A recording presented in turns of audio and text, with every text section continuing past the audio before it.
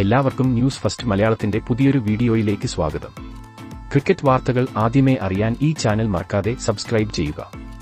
India south Africa രണ്ടാം ടെസ്റ്റിലെ രണ്ടാം ദിനം ഇന്നായിരുന്നു. രണ്ടാം ഇന്നിംഗ്സിൽ ബാറ്റിംഗ് പുനരാരംഭിച്ച ദക്ഷിണാഫ്രിക്കയുടെ ഓപ്പണർ എയ്ഡൻ മാർക്രമിന് പിച്ച് ഒരു വിഷയമേ ആയിരുന്നില്ല. ഏകദിന ക്രിക്കറ്റ് കളിക്കുന്ന പോലെയാണ് മാർക്രം ഇന്ന് കളിച്ചത്.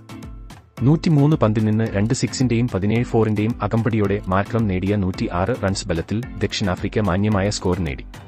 36.5 ഓവറിൽ 176 റൺസിൽ ദക്ഷിണാഫ്രിക്കയുടെ രണ്ടാം ഇന്നിംഗ്സ് കഴിഞ്ഞു. ഓപ്പണറായിറങ്ങിയ മാർക്രം എട്ടാമതായാണ് പുറത്തായത്. മുഹമ്മദ് സിറാജിന്റെ പന്തിൽ രോഹിത് ശർമ്മയ്ക്ക് ക്യാച്ച് നൽകിയായിരുന്നു മടക്കം. ആഫ്രിക്കൻ നിരയിൽ മാർക്രമല്ലാത്ത ഒരാൾക്ക് പോലും കാര്യമായി ബാറ്റ് ചെയ്യാനായില്ല. ക്യാപ്റ്റൻ ഡീൻ എൽഗറാണ് രണ്ടാമത് ഏറ്റവും കൂടുതൽ റൺസെടുത്തത്. David Bedingham 11, Marco Jansen 11, Lungi Ngidi 8, Kyle Verreynne 9, Nandre Burger 6, Keshav Maharaj 3, Kagiso Rabada 2, Tony de Zorzi 1, Tristan Stubbs 1 എന്നിങ്ങനെയായിരുന്നു ബാക്കിയുള്ള സ്കോറുകൾ. ഇന്നലെ 3-62 എന്ന നിലയിൽ നിന്നാണ് രണ്ടാം ദിനം ദക്ഷിണാഫ്രിക്ക ബാറ്റിംഗ് പുനരാരംഭിച്ചത്. ബുംറ 6, മുകേഷ് കുമാർ 2 വിക്കറ്റ് നേടി ഇന്ത്യൻ നിരയിൽ മിന്നിത്തിളങ്ങി. ആദ്യ ഇന്നിംഗ്സിൽ ദക്ഷിണാഫ്രിക്ക 55 ഇന്ത്യ 153 റൺസാണെടുത്തത്. ജയിക്കാൻ 79 റൺസ് ലക്ഷ്യമിട്ട് ഇറങ്ങിയ ഇന്ത്യക്ക് മികച്ച തുടക്കമാണ് ലഭിച്ചത്.